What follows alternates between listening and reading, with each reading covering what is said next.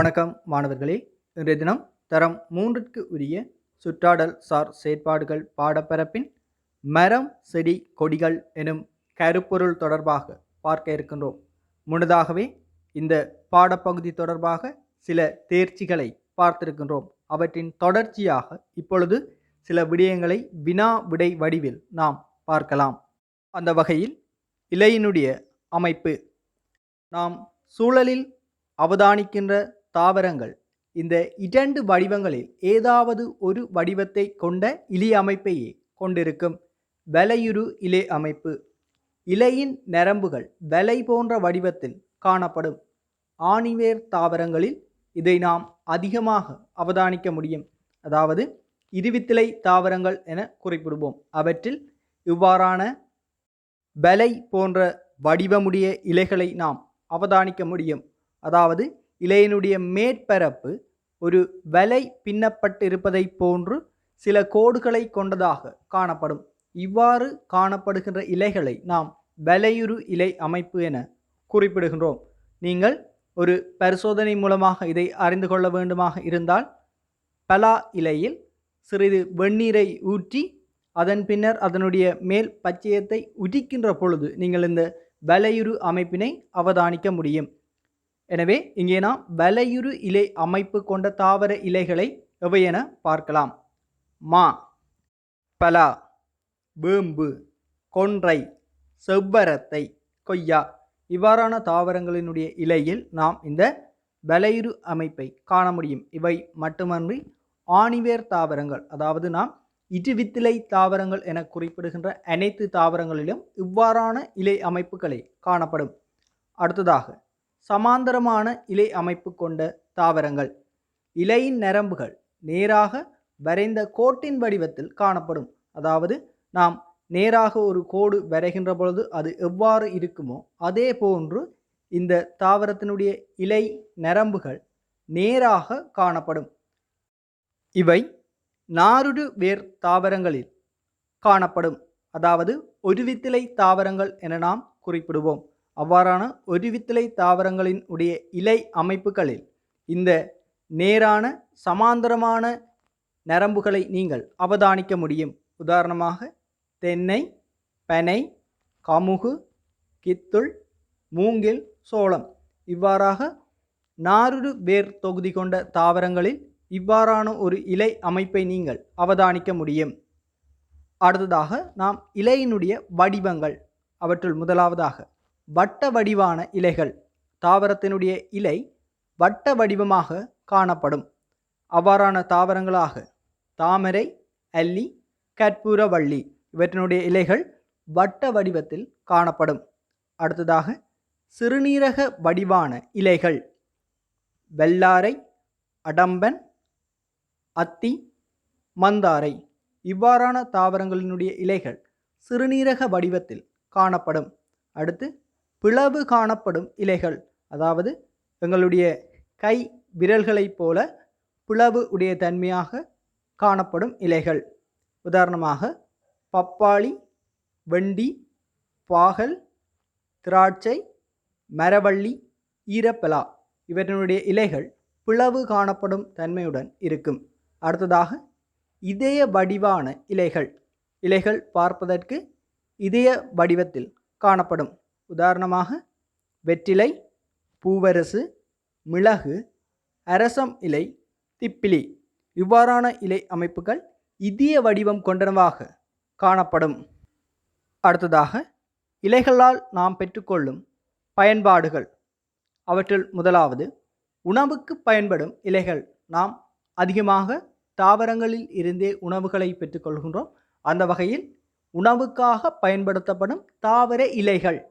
அவற்றுள் முருங்கை, வெள்ளாரை, சலாது, அகத்தி, பசளி, குறிஞ்சா, கீரை, கோவா இவ்வாறாக நாம் உண்கின்ற இலைக்கறி வகைகளை இவற்றுக்குள் அடக்க முடியும்.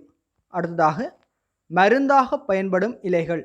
நாம் மருந்து தேவைகளுக்காக மூலிகைகளாக பயன்படுத்தும் இலைகள் எவை? தூதுவளை, வெள்ளாரை, முருங்கை, வேம்பு, துளசி, குப்பை மேனி, கற்பூரவள்ளி, தேசி இவ்வாறான தாவரங்களினுடைய இலைகளை நாம் மருந்துக்காக பயன்படுத்துகின்றோம். இவற்றை நாம் மூலிகை தாவரங்கள் என குறிப்பிடலாம். அடுத்ததாக விரல்களால் தொடும்போது மணத்தை உணரக்கூடிய தாவர இலைகள், அதாவது நாம் சில தாவரங்களுடைய இலைகளை எமது கைகளால் தொடுகின்ற பொழுது அல்லது கசக்குகின்ற பொழுது அவற்றுள் இருந்து ஒரு மணம் உருவாகும். அது அந்த தாவரத்தினுடைய தனித்தன்மையான மணமாக இருக்கும். எனவே அவ்வாறாக நாம் விரலால் தொடுகின்ற பொழுது மணத்தை வெளிப்படுத்தும் தாவரங்கள் வெற்றிலை, துளசி, கற்பூரவள்ளி, கறிவேப்பிலை, கொத்தமல்லி இவை மட்டுமன்று அனைத்து தாவரங்களினுடைய இலைகளில் இருந்தும் நாம் வெவ்வேறு வகையான மணங்களை உணர்ந்து கொள்ள முடியும். நீங்கள் உங்களுடைய சூழலில் காணப்படுகின்ற தாவர இலைகளை பறித்து அவற்றை கைகளால் கசக்கி முகர்ந்து பார்க்கின்ற பொழுது இந்த மணத்தினை உங்களால் உணர்ந்து கொள்ள முடியும். அடுத்து பூக்கள். பூக்கள் மூலம் மனிதன் பெறும் பயன்கள், அதாவது நாம் தாவரங்களில் இருந்து பெறுகின்ற பூக்களை கொண்டு எவ்வாறான பயன்களை பெறுகின்றோம். முதலாவதாக உணவுக்கு பயன்படுத்துதல், மருந்தாக பயன்படுத்துதல், வாசனை பொருட்கள் தயாரித்தல், அலங்காரம் செய்தல், நிகழ்வுகளில் பயன்படுத்துதல், பூசைக்கு பயன்படுத்துதல். எனவே இவ்வாறான தேவைக்காக நாங்கள் தாவரங்களுடைய பூக்களை பயன்படுத்துகின்றோம். அந்த வகையில் முதலாவதாக உணவுக்கு பயன்படும் பூக்கள், அதாவது நாம் உணவுக்காக எந்த பூக்களை பயன்படுத்துகின்றோம்?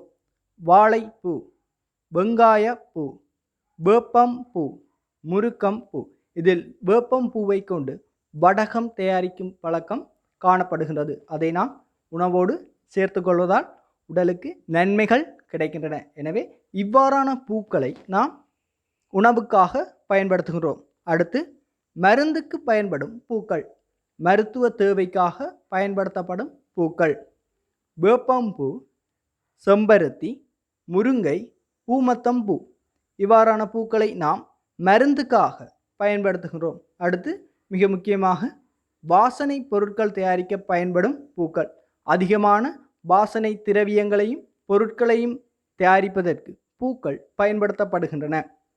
அவற்றுள் மல்லிகை, தாமரை, ரோஜா, டாலியா, தாழம்பூ இவ்வாறான பூக்களை பயன்படுத்தி வாசனை திரவியங்களும் வாசனை பொருட்களும் தயாரிக்கப்படுகின்றன.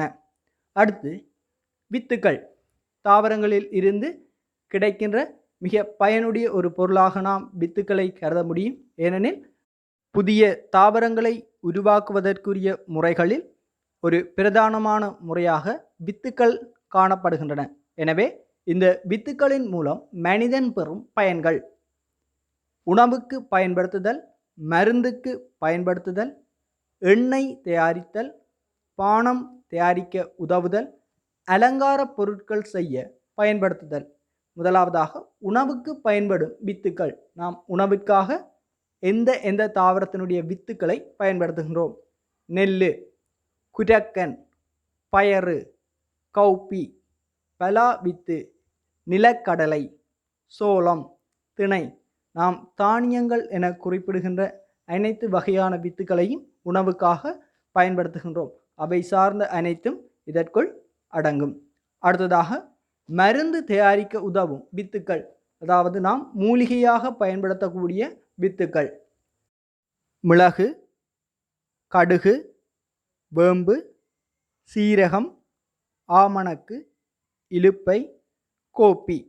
அடுத்து எண்ணெய் தயாரிக்க பயன்படும் வித்துக்கள்: வேம்பு, இலுப்பை, எள்ளு, ஆமணக்கு, தேங்காய், சூரியகாந்தி இவ்வாறான தாவரங்களுடைய விதைகளை பயன்படுத்தி அவற்றிலிருந்து எண்ணெய் பெறப்படுகின்றது. நாம் உணவு தேவைக்காக பயன்படுத்துகின்ற பல எண்ணெய்களை இவ்வாறான தாவர வித்துக்களில் இருந்து பெற்றுக்கொள்ளுகின்றோம். இவற்றில் வேப்பம் விதை மற்றும் இலுப்பை விதைகளில் இருந்து பெறப்படும் எண்ணெய்கள் அதிகமாக மருத்துவ தேவைகளுக்காக பயன்படுத்தப்படுகின்றன. அடுத்து ஆக்கம் செய்வதற்கு பயன்படுத்தப்படும் வித்துக்கள். நாம் பாடசாலையிலோ அல்லது வேறு நிகழ்வுகளிலோ ஆக்கம் தயாரிப்பதற்காக, அதாவது ஒட்டு சித்திரங்களை செய்வதற்காக தாவர வித்துக்களை பயன்படுத்துவோம்.